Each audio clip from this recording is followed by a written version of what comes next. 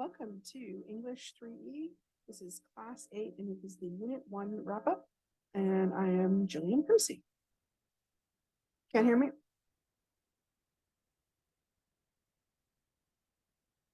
Can you hear me now? All right, I apologize. Welcome to English 3E. This is Class 8 and this is the Unit 1 wrap-up. I am Jillian Percy.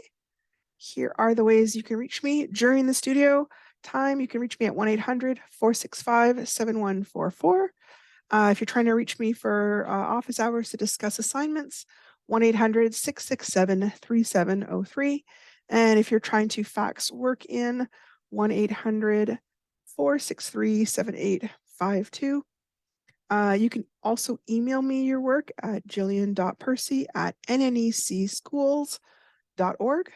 I have Facebook and YouTube. They are both the same name, capital G, capital P, ERCY space, capital W, AHSA. So if you want to re-listen to one of the recordings, you would go on to YouTube. All right, so we're talking a little bit about vocabulary. We talked about synonyms last week. Today we're going to talk about antonyms. Antonyms are words that are the opposite of the word you're thinking of. So for example, the opposite of hot is usually cold. Sometimes when we are writing, we aren't looking for words that are similar to the one we're thinking of, but we're trying to figure out words that are the opposite of what we're thinking of. So what are some other antonyms of hot? Off the top of my head, I thought of icy, freezing, chilly, cool, glacial. Those are the words I came up with on my own. But then I went and used the online thesaurus, as we've talked about, and I found so many more. So this is the thesaurus I used, and I had put the word hot in there.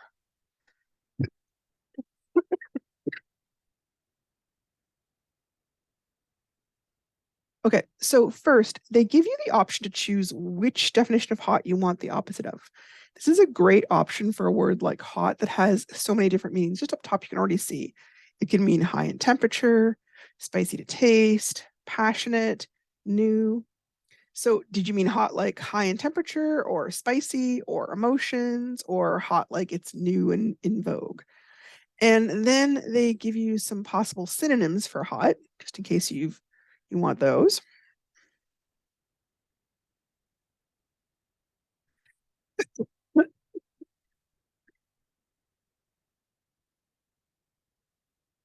Each of these meanings of hot will have different synonyms, but also different antonyms. So let me show you what I mean. If you're talking about temperature, these are some of the antonyms or the opposites for hot: Arctic, cold, cool, dry, freezing, frigid. Now, you can see that some of those are a little bit darker, and then other ones are a little bit lighter. The lighter ones are maybe not going to be as relevant, but they're there just in case. Like mild would also kind of work, moderate would. Some of these other, I don't think old-fashioned is really the opposite of hot temperature, okay? Sometimes they're quite good, sometimes they're not going to work for you. Now, if I was looking for antonyms for hot as in hot, spicy food, well, the opposite there might be bland, dull, tasteless. Now, again, they started including some of these other ones that, again, I don't really think they're the opposite of hot, but they're there. Again, you can see the ones that are most relevant right here. Just kind of circle them real quick. These ones are a little bit darker. You can see they've highlighted them in a darker color. So those are the ones that are going to be most relevant or most useful. There is a lot of overlap, right? They're using some of the same words over and over again. Why does this even matter? Well, one way to improve your writing from a rough copy to a good copy is to improve the vocabulary or the word choice, which we're going to talk about a little bit later on today. On my own, I only thought of 4 to 5 words as alternates. Using the thesaurus gave me a lot more options to use. Most of those words were familiar to me. They just weren't jumping into my mind immediately. Especially if you're sitting down and doing a bunch of revising all at once, it's really easy for your mind to go blank or go dry. Using a thesaurus can be a great way to kickstart your thinking and provide you with a lot more options. Looking for synonyms or antonyms for some of the words you use in a paragraph or essay can be an easy way to give your writing that boost that it needs to sound more interesting. Professional writers use them all the time, so why not you? All right, we talked a lot on Thursday about the writing process and how to go about things, and kind of did some examples of writing your rough draft. I wanted to really talk about revising independently today, because they really break revising into 4 or 5 steps, and I wanted to kind of tackle each so you could see how it works. I love how they explain this, because I think this is a step that is really hard for people, because they feel like, well, I wrote what I had in mind. I don't really have anything else there. But when you break it into small steps like they do, you can kind of see, oh, okay, I see what they're kind of looking for. So I'm just going to do a quick review of the steps. So first, content. In other words, just like what's in there? What's the meat of it say? Does the writing say what I wanted it to say? Have I repeated ideas?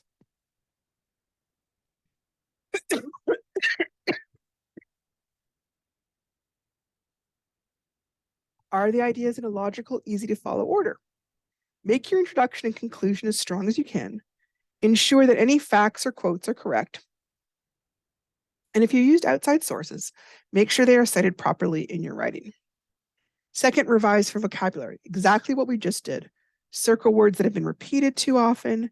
Use a thesaurus to replace them with synonyms. Find words that may be too simple or too boring and replace them with more interesting words, but try to make sure the writing still sounds like you in its tone. This is one of those tricky ones where some words are just not commonly used. Like, for example, my mom will use the word kerfluffle to talk about an argument, okay? But most people these days aren't really going to use the word kerfluffle. It's kind of a funny old-fashioned word. So I wouldn't necessarily put it in some of my writing, because it doesn't quite sound modern like I would want to sound, right? Revising on your own, you can also look at the structure. Have you followed the format conventions correctly? Do your paragraphs have all the elements they need? In other words, a topic sentence, details, a conclusion sentence. Is each topic a separate paragraph? And have you used a variety of sentence structures, simple, complex, and compound? So the format conventions, we're basically doing a personal essay, and they gave us examples of things we might want to talk about. This is kind of the main type of paragraph we've really been kind of discussing. So I don't think we should have any problems getting the format. Then revise for spelling and grammar. I would actually do this as 2 separate steps myself. I would go through and revise for spelling. Now, remember that we did talk about this, that the Google Docs or Word or whatever you're using, it doesn't always catch every single spelling mistake, okay? It will catch the most obvious ones, but sometimes there are words that sound the same, but they are spelled differently. If it's spelled correctly, but it's the wrong word, the computer probably won't catch it. So it's something to be aware of when you're using the spell check.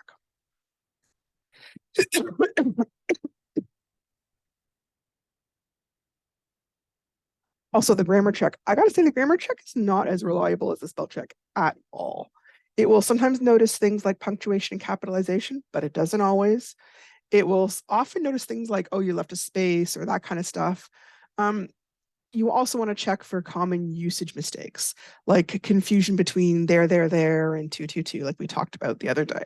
The grammar, you're really going to have to be more mindful of yourself, because I just so far have not found that the computer systems are nearly as good at finding those kind of mistakes.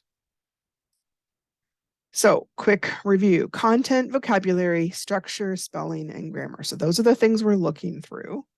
This was our assignment.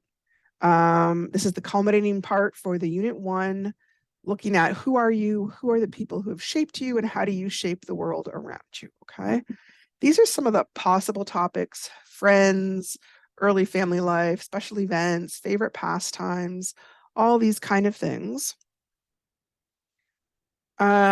Writing process. Rough draft is 2 pages and must be handwritten. Obviously mine isn't, or it'd be very hard for you to read. And then the final copy would be a size 12 font or very neatly handwritten. You also need to make sure to include a title page that has like a picture or a sketch, your name, the course, which is English 3E, and the date that you handed in, okay? 20 marks for the rough draft and 25 marks for the final copy. So this is worth a lot of marks, so please take your time. I wanted to remind you, Other people besides me may see your work. You do not want to include anything that you would find too embarrassing or too upsetting in your essay. You especially don't want to go into any kind of detail about illegal activities, especially if the authorities are unaware of these activities. I am called a mandated reporter as a teacher. Teachers, lawyers, doctors, nurses are mandated reporters. And by law, I must report any physical or sexual abuse that I become aware of. I also must report if you had any plans to harm yourself or others. So please don't include touchy subjects like that in this particular essay. This is meant to be a simple introduction, okay? You don't want to include anything that might harm or embarrass you. This is kind of my more detailed outline. I may not get to every single one of these, but having a whole lot there that I can use and not using it is better than only putting down 4 or 5 things and then not having enough to write about, okay? So I kind of showed you this before. Here's kind of a rough draft and then of my first paragraph. Then I did another rough draft about living in Windsor. And then I did kind of a third rough draft about people I looked up to. And then I talked a little bit about elementary school and some volunteer work. And at this point, I was like, I feel like I've been writing forever. How far am I? Have I gotten enough? So I wasn't sure if it was similar to 2 pages handwritten. I put it in a Google document to see how close I was to done. I think it was around 817. Nope, 871. So the average number of words on 1 page of handwriting is about 400 to 500. Since the assignment said 2 handwritten pages, I'm going to assume that between about 800 to 1,000 words is an appropriate length. So in length, this rough copy is getting pretty close to how much I wanted to write about. But length is not the only issue when you're doing an essay like this. First, this essay needs a closing paragraph for sure. I can't just end it where I did. It's way too abrupt.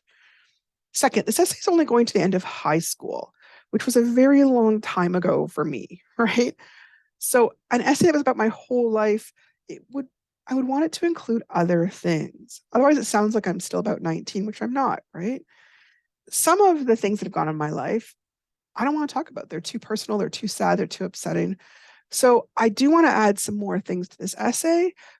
I'm not really quite sure what I need. And I'm going to see if I can add at least 1 more paragraph, maybe 2, because I want it to be a reasonable introduction to me. So if I end in high school, but I'm actually, Gookum age, then that's not realistic. You're expecting to meet somebody at a very different time frame than where I am at.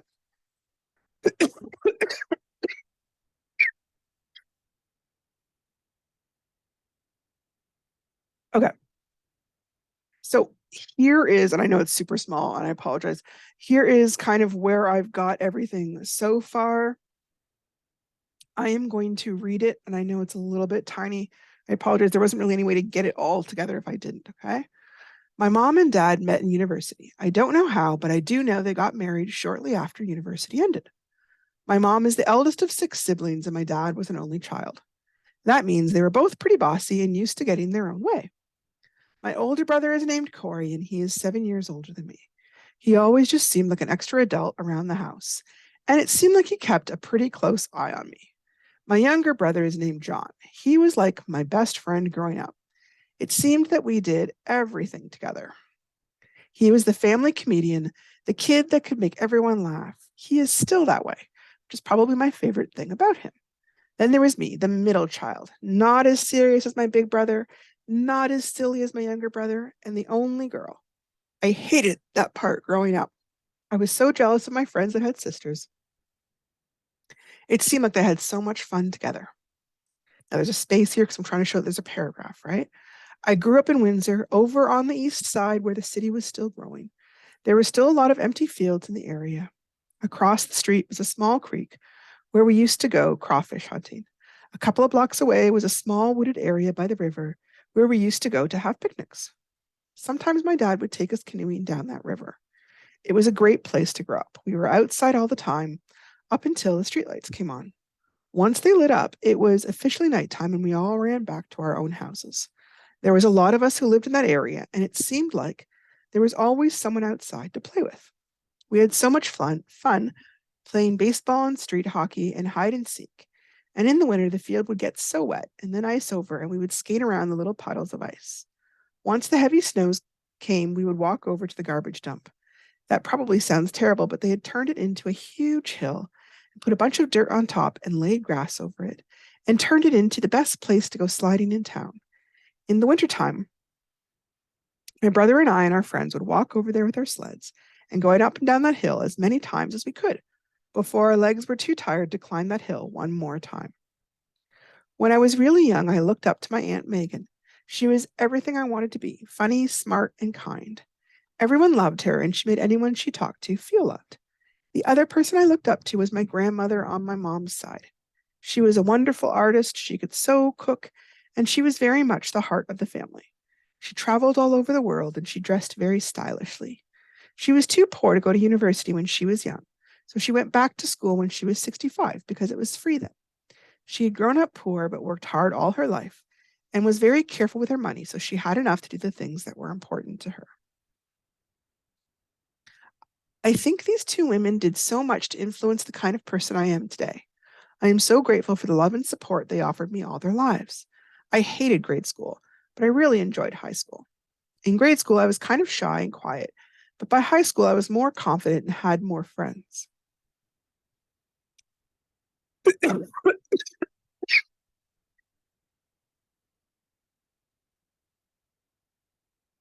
I loved taking art classes. The fact that painting and drawing counted for marks always seemed amazing to me. It didn't even seem like real school. How could it count for grades?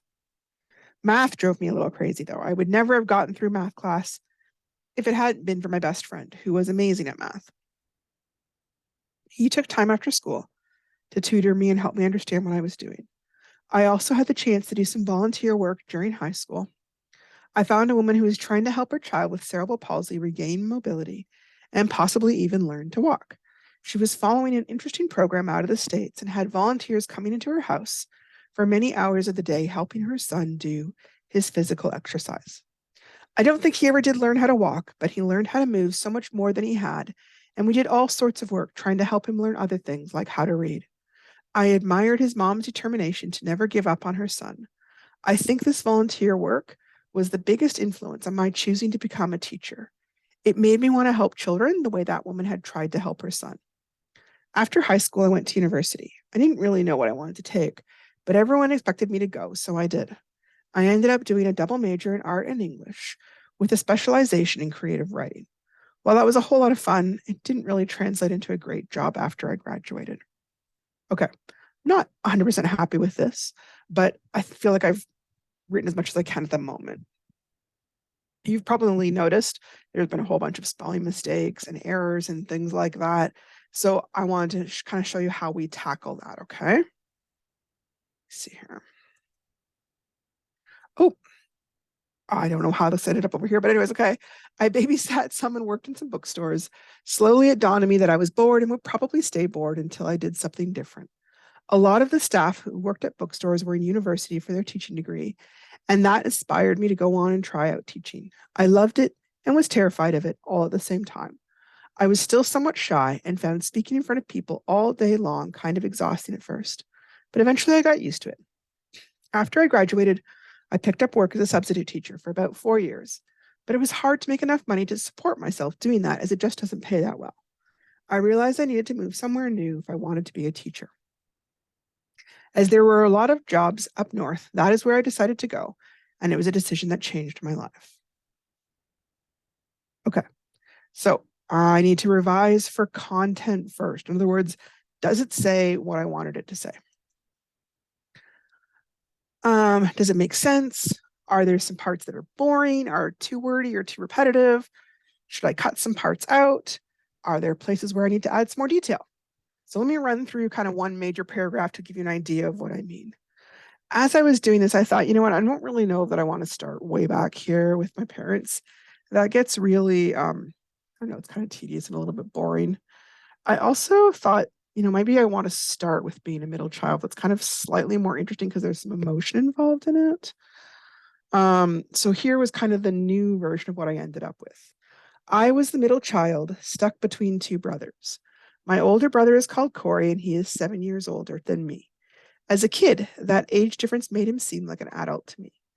My younger brother John was only a year and a half younger, and he was my best friend growing up. I loved my brothers, but I hated being the only girl. I was so jealous of my friends who had sisters.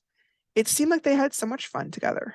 The closest thing I had to a sister was my cousin Natalie, but she lived so far away that I only saw her a few times a year. The rest of the year, I missed her so much. Um, when I first started working this paragraph, uh, it ended right about here at sisters, but that seemed really short. So I decided to add the part about my cousin.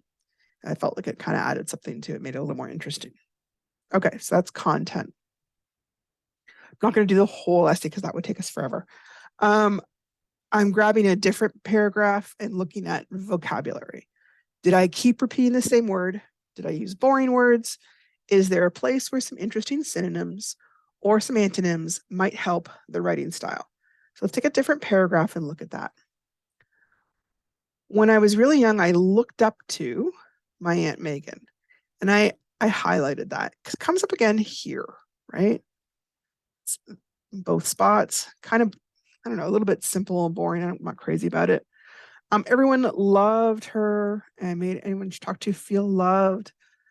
Again, could I find some different words? And she was very much the heart of the family. I don't know about this. It just seems, I'm not sure. I don't like it. Talks about poor, again, repetition, and went. Went is one of those boring words we use all the time in conversation, but it doesn't really add a whole lot when we're writing. Okay. So I took some time.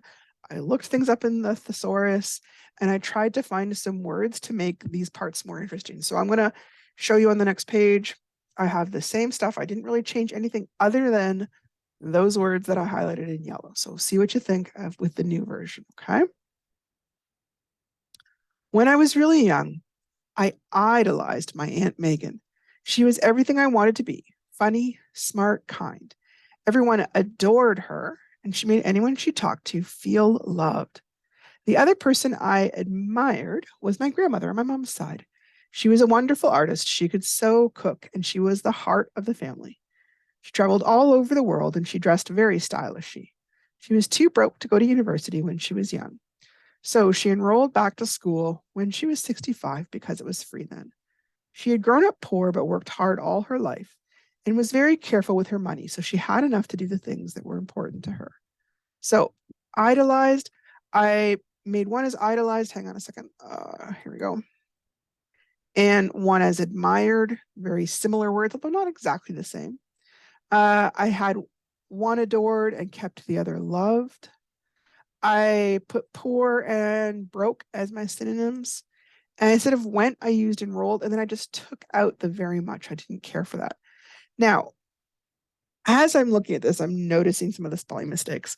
Although we do technically have that as a separate category of revision, if as you're going along, you see them and just want to fix them because you notice them, by all means, go ahead, right? There's no reason why you can't catch that. Like she was too broke. Okay, that isn't the right two, right? So I'm going to fix that right now while I'm thinking about it. Because you know what? I might not notice that later on. You never know. So I'm going to kind of cross that off. Is there anything else that really stood out? That was one I really noticed that somehow just drove me crazy when I was reading it. Okay, so I've worked on vocabulary. You can see I didn't change every single word. I just grabbed 5 or 6 and made them better. Okay, I'm going to choose a new section to look at the structure of the paragraphs. Paragraphs are the heart of the essay. Every paragraph should have one main topic, and normally a topic should stay within one paragraph unless it's far too long. Now, when we're giving information, we usually do a topic sentence with a bunch of details and then a concluding sentence. A narrative paragraph, which is what this is not necessarily going to have a concluding sentence, but each paragraph should kind of be around the same topic. Okay. We talked before about different ways to organize your essay, whether it was by chronologically, by certain kinds of topic, by certain kinds of emotions. I kind of went with chronology, but you do have to think about topic as well. So for example, I grabbed this chunk off the top of one page And I realized this section right here has nothing to do with the part about grade school. This actually was supposed to go with a paragraph on the previous page. Somehow it just kind of ended up in the wrong section. So I'm kind of highlighting it with yellow to remind myself to put it back on the previous page. Okay. And then I would leave a space. Okay. This section in pink, this part is really all about grade school. So there's no reason for it being two separate paragraphs. It's really all one topic. It's talking about art and math and the different things that were going on in high school.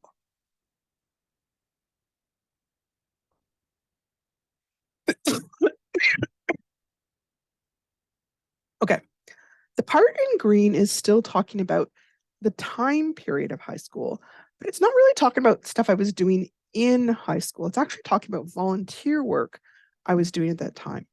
So although I originally had it in the same paragraph as high school because it was kind of all in the same time frame, I realized it just seemed a little odd when I was looking it back over. So I would actually make this a separate paragraph. And I would probably add a few sentences because right now it's got like, let's see here, one sentence, two, three. I would probably add another sentence or two to make that paragraph more interesting. Maybe about other volunteer work, maybe about how that kind of volunteer work helped me feel, really explaining why this was important to me. So see the new layout up the next page. You can kind of see how I switched things around. All right, so I took the yellow part right off because it belongs to the previous one. I hated grade school, but I really enjoyed high school. In grade school, I was kind of shy and quiet, but by high school, I was far more confident and had more friends. I loved taking arts classes. The fact that painting and drawing counted for marks always seemed amazing to me.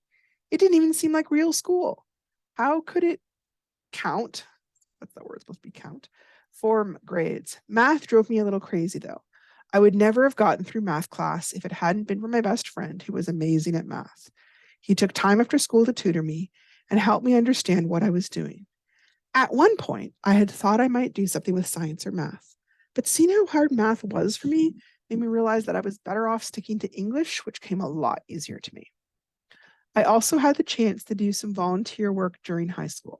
I found a woman who was trying to help her child with cerebral palsy regain mobility and possibly even learn to walk. She was following an interesting program out of the States and had volunteers coming into her house for many hours of the day, helping her son do his physical exercise. I really enjoyed going there once a week with some of the other teen volunteers and working with this young boy. It was amazing to see his progress and to feel like even though we were young, we were able to make a difference in his life. So this new layout looks a little better and it makes a little more sense because I also am telling you not just what happened, but how I feel about what happened, which is a pretty important part of a personal essay, right? We all took English and math. It's not really that interesting, but how I felt about those two things is a little more important. I'm following the technique where I leave a space between the two paragraphs. If you're handwriting, it's possible that what you want to do instead is do a little bit of an indent where you start the paragraph over there, but you do not have to. Okay. I'm just letting you know that is an option. I know some people are used to doing it that way. That's how I did it when I was in school. So that is fine if that's how you want to do it. So revising for spelling, and we have talked about this before, but I wanted to kind of walk you through this again. If you're using Google Docs or MS Word, both of these software programs will help you check for spelling errors. First, they will usually alert you to possible spelling errors with a red wiggly line, or sometimes I get a little row of dots. If you simply highlight that word, it will usually show you an alternative spelling right above the misspelled word. So you can see here, here's an example of what it did. Sometimes it just autocorrects, but be careful that it changes it into the word that you were intending. I knew somebody one time who had a word change from influence to infuriate, and they just didn't notice it. The computer did it really quick. So pay attention to what it autocorrects. Sometimes it changes the meaning of the sentence completely. Again, it's a machine. It's not thinking. You are the one that has to tell it whether it's doing the right things or not, okay? If you decide that you want to check the whole document for spelling, which I highly recommend, then you would go up top to the Tools drop-down menu. And the very first item is usually spelling.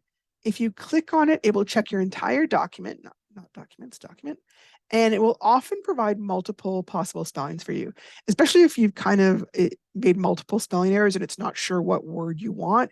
It will give you different possibilities. Some programs also give you the choice of ignoring a spelling mistake. That can be really useful if you have like a name that's spelled unusually and it doesn't recognize it. That's one of the options. So here, let me think here. There's a bunch of spelling mistakes in here, but the one I looked up was the word couple. And it's telling me, here's what we think you should change it to. If I agree, I would click on the accept and it would change it for me, okay? Remember that it won't catch a word that is spelled correctly, but is not the right word for what you mean. So the word right, spelled with a W, and right, spelled with just an R, those are both correct words. Those are spelled correctly. But if I had typed, be careful to write at least 2 pages, I'm using the wrong spelling because the one I want is with the W. But the computer won't catch it because that's not a spelling mistake. It's a word usage mistake. So that is something to be careful of when you're going through this. Again, the computer can be a really useful tool, but you don't want to over rely on it. Okay. Revising for grammar. I took this, I put it in Google Docs, like I'm currently using Google Slides and Smartboard Notebook. But I put it in Google Docs, and you know what? It did not catch a single grammar error, and there are all sorts of grammar errors. I don't know if Microsoft Word would be better, but I was really surprised by how few errors it caught.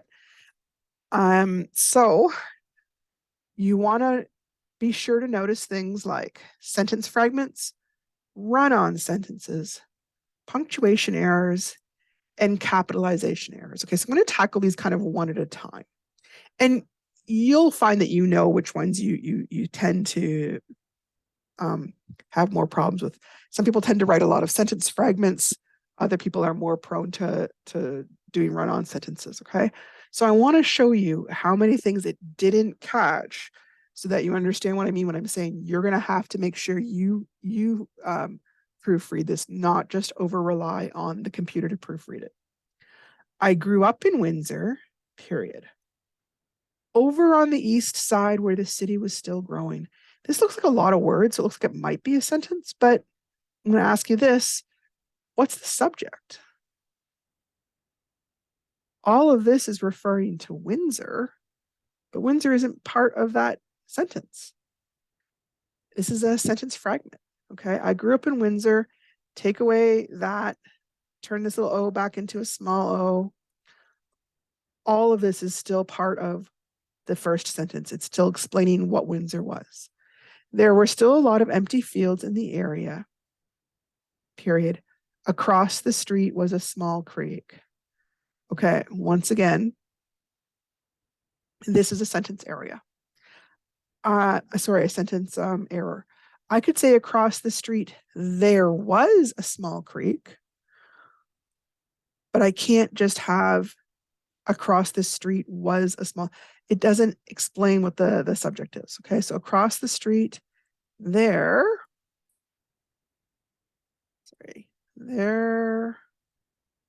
was a small creek where we used to go crawfish hunting. I'm going to change the period into a comma. It's still all part of the one idea. A couple blocks away was a small wooded area by the river where we used to go have picnics. A couple of blocks away. I'm going to say, like, again, I keep forgetting like the subject. A couple of blocks away from our house. I'm going to put that in things. A couple of blocks away from our house. Because what's happening, sorry, that's huge. What's happening is I'm not quite making it clear what the subject is. Okay. I wrote it like I talk, and unfortunately, when we talk, you know, often it's more clear when we're talking sometimes what's going on than when we're writing. So that needs to be fixed. Sometimes my dad would take us canoeing down that river. That's fine. It was a great place to grow up. I might change that into like a, oh, hang on, exclamation point, because it's excited. We were outside all the time up until the streetlights came on. This is a sentence fragment. It should just be part of the first one. We were outside all the time up until, put that down to a little u, up until the streetlights came on. Once they lit up, comma, it was officially nighttime, and we all ran back to our own houses. It's a bit long, but I will let it go. I wouldn't want to go any longer than that. I've kind of joined like 2 sentences there, but the first sentence is quite long. So, anyways, there was a lot of us who lived in that area, and it seemed like there was always someone outside to play with. Okay, it's a compound sentence. It's two sentences joined. That's fine. We had so much fun playing baseball and street hockey and hide and seek. Okay. Commas for a list. We had so much fun playing baseball, comma, street hockey, comma, and hide and seek. It doesn't need the and. When you're doing a list, you don't put the and until the very last one. Okay. In the winter, the field would get so wet and then ice over, and we would skate around the little puddles of ice. That's become a run-on sentence. That's like 3 sentences all in one. In the winter, the field would get so wet. And so the field, and I'm going to say probably would, ran out of room here, but it would ice over and we would skate around the little puddles of ice. So it's okay to join 2 sentences. I can't join 3. That's becoming a sentence, run-on sentence. Once the heavy snows came, we would walk over to the garbage dump. That probably sounds terrible, but they had turned it into a huge hill and put a bunch of dirt on top and laid grass over it and turned it into the best place to go sliding in town. All right, what's the problem with that? Again, it is a run-on sentence. It is way too long. That probably sounds terrible, but they had turned it into a huge hill. Okay. That's one sentence. I don't need the and because we don't start sentences with the and.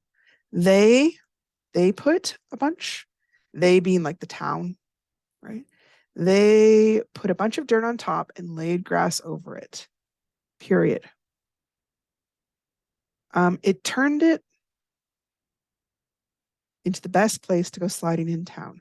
So that big long sentence turned into 3 smaller sentences. In the wintertime, my brother and I and our friends would walk over there with our sleds, period, and go up and down that hill as many times as we could before our legs were too tired to climb down that hill one more time. Even just saying that is exhausting. It's definitely a run-on sentence. We would walk over there with our sleds. We don't want to start with and. We run out of room here. We would go up and down that hill as many times as we could. And then I'm going to kind of say down here, sorry, I'm running out of, it's hard to use that little tool. Eventually,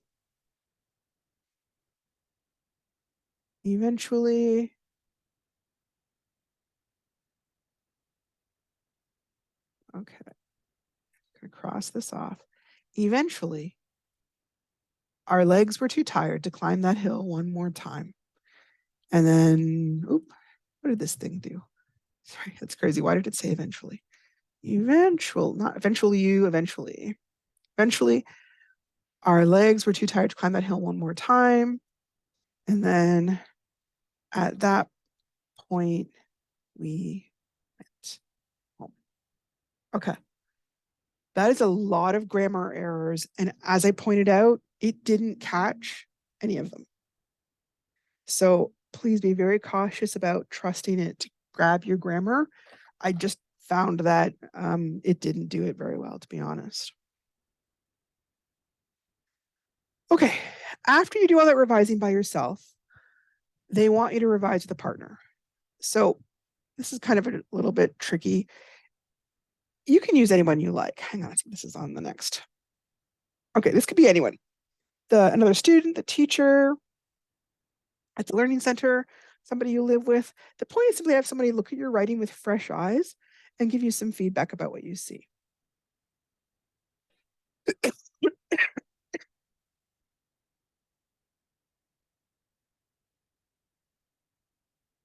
If they give you some constructive criticism about things that could be fixed, it is up to you to decide what to do with their comments. If you feel the comments are valid, then work on those revisions. If you feel like your writing accurately reflects what you were trying to say and you don't want to make any more changes, that is fine too. Obviously, you would fix any spelling or grammatical errors they point out to you. A quick review of revising with a partner. Does it sound right? Does it flow well? Is the format okay?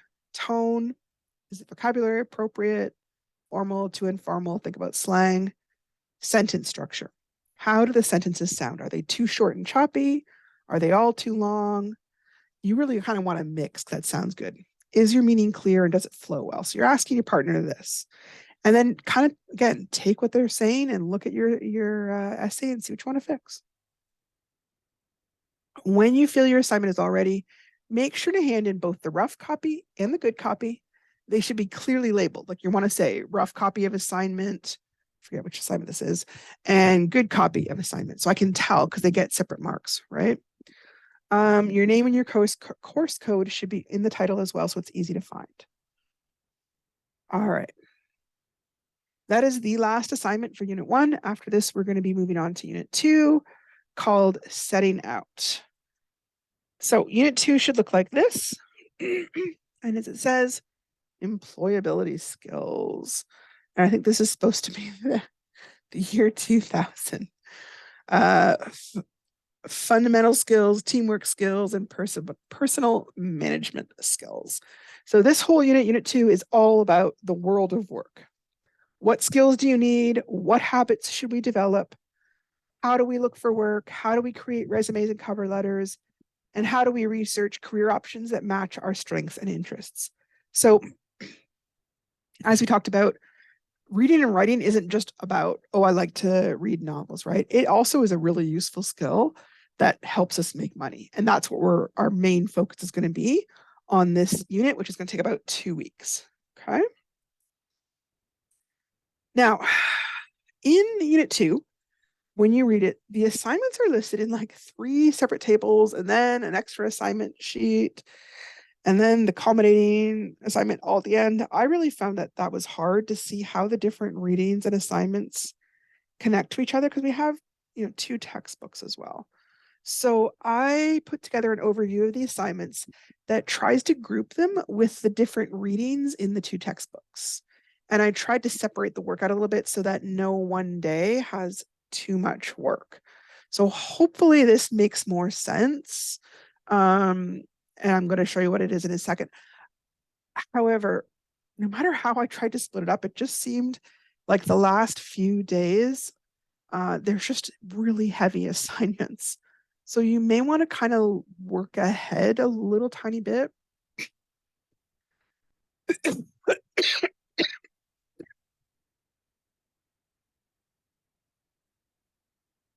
The cover letter, the resume, they're worth a lot of marks, okay? One thing especially, you might want to grab your work history, get the dates, get the addresses, kind of get all that in order so that when you go to write it, you've just got that information. We're going to do a real one because I want you to be able to use this. I want this to actually be useful and that, when you're finished this, you could hand it in the next week, try and get a job if you wanted to. So I'm going to show you what we're working on, but just be aware of that. It is a little bit heavy near the end, okay? So day 1 is actually tomorrow, but we're getting a little bit of a start ahead because we lost a day. In making it work, here's your items, and then in the road ahead, and then your extra assignments. All that work is about 16 marks. The next day, we have some other assignments. Again, that's about 21 marks. This is all about being an effective group member, employability skills. The third day is about making a presentation. That's worth 30 marks, quite a bit. And then the fourth day is kind of a mishmash because I kind of put some things together because otherwise you have too much near the end. How to write a character sketch and also reading classified ads. Here's the next bit. Oh, I don't know why I don't like that little bar. Class 5 talks about the 7 habits of highly effective people. And then there is a great story after that, kind of discussing how one person uses this. This is awesome. I loved this story. I hope you enjoy it as much as I did. All those little assignments add up to about 15 marks. Class 6 is talking about a job, getting a portfolio. This is where it begins to get heavy. So next week, you may find that if you're on top of these, maybe end up working ahead a little bit so that you've got room and time, because then we've got the resume, we've got a cover letter. These are a lot of marks. Then we have an internet search and culminating activities that's worth like 60 marks. The first part is worth 20 marks. The other part's worth 40 marks. So near the end, it's getting quite long. So if you get to day 5 and you have some time, or that's the weekend or whatever, work ahead and start working on the day 6 stuff, because you're going to want time to work on these. Because again, the whole point is that when you finish this unit, you've got some usable writing that you can, put into play right away. Okay.